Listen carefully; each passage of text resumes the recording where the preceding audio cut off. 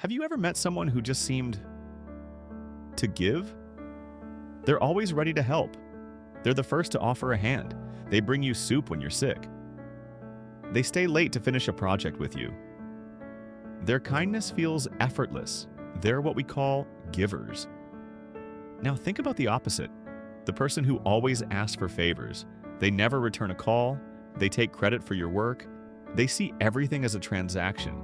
They're just looking out for number one. They're what we call takers. And then there's the rest of us. We're the matchers. We believe in balance.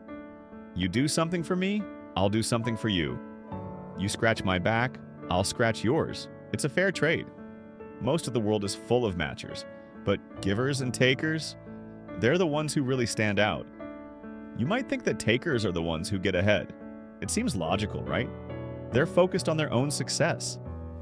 They'll do anything to climb the ladder, and sometimes they do. They push past others, they take what they want. It can seem like they're winning. But there's a surprising truth. A lot of the time, the people at the very bottom of the success ladder are givers. It seems so unfair. They get taken advantage of. They give away their time and energy. They're so focused on helping others that they forget about themselves. They get burnt out. They're seen as doormats. They get pushed around. They're often overlooked for promotions. They end up feeling resentful. Their kindness becomes a weakness. It's a sad reality.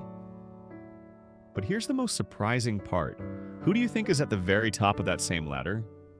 It's not the takers. It's not even the matchers. The people at the very top are givers too. They're the most successful. They've reached the pinnacle of their fields. They are highly respected. They are influential leaders. They inspire others. They build incredible companies.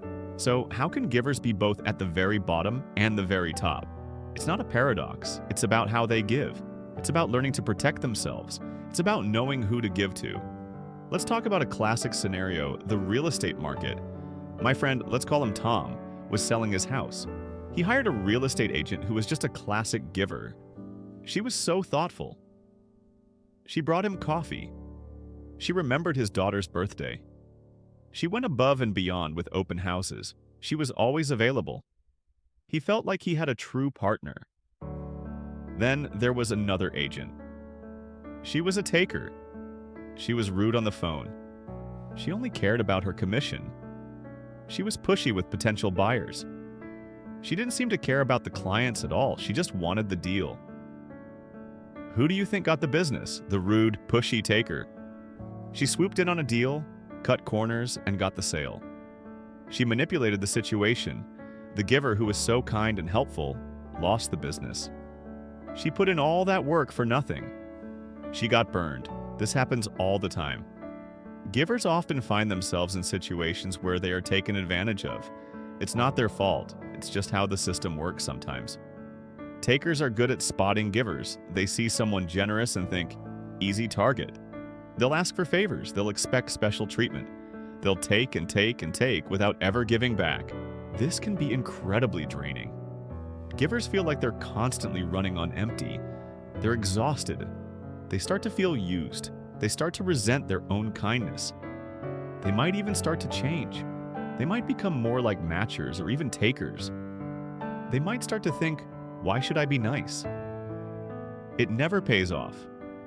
This is where givers need to learn to be smart. They need to protect their energy. They need to set boundaries. They can't just give to everyone all the time. One of the most powerful strategies is called generous tit for tat. It sounds a little complex, but it's actually simple. It's a way to give while also protecting yourself. Think about a game of catch. You throw the ball and the other person throws it back. That's a match. A taker would just run off with the ball.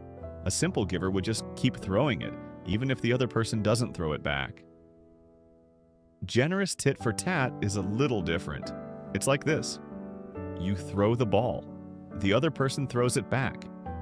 You keep playing, but what if they drop the ball, or they throw it a little too far? A simple tit for tat would say, okay, you made a mistake.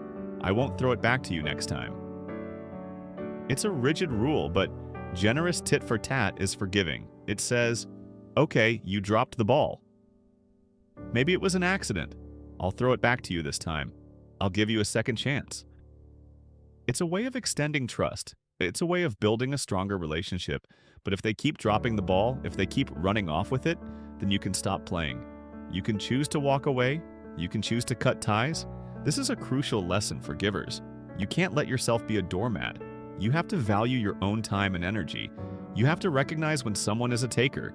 You have to learn to say no. How do you spot a taker in disguise? It's not always obvious. Sometimes they pretend to be givers. They'll do a few favors for you.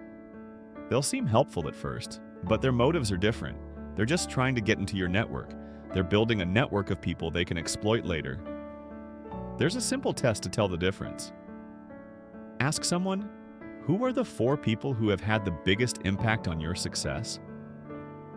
A taker will usually list powerful, influential people. People who can help them climb the ladder. They'll name their old boss or a famous investor. People who have a lot to give. They see those relationships as transactions. A true giver will list people who had a genuine, unreciprocated impact on them. They'll name a friend who listened when they were going through a hard time. They'll name an old teacher who believed in them. They'll name a coworker who helped them with a small problem, with no expectation of a return favor.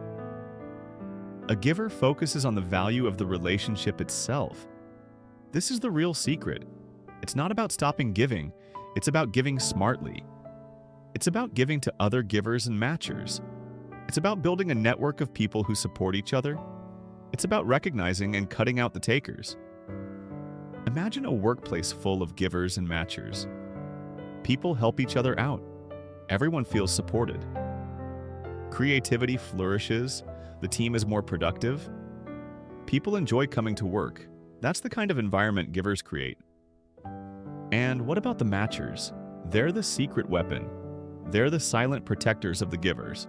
When a matcher sees a taker taking advantage of a giver, they will step in. They'll defend the giver. They'll call out the taker's behavior.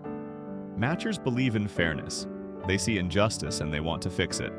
They'll make sure the taker is held accountable. They'll help to exclude the takers from the group. They'll create a system where takers can't thrive. So, if you're a giver, don't lose hope. Your kindness is not a weakness. It is your greatest strength. You just need to be wise about it. You need to protect your big heart. You need to build a strong tribe of fellow givers and matchers. When you do that, you're not just helping yourself. You're building a better world, one act of kindness at a time. And in the end, that's what true success is all about.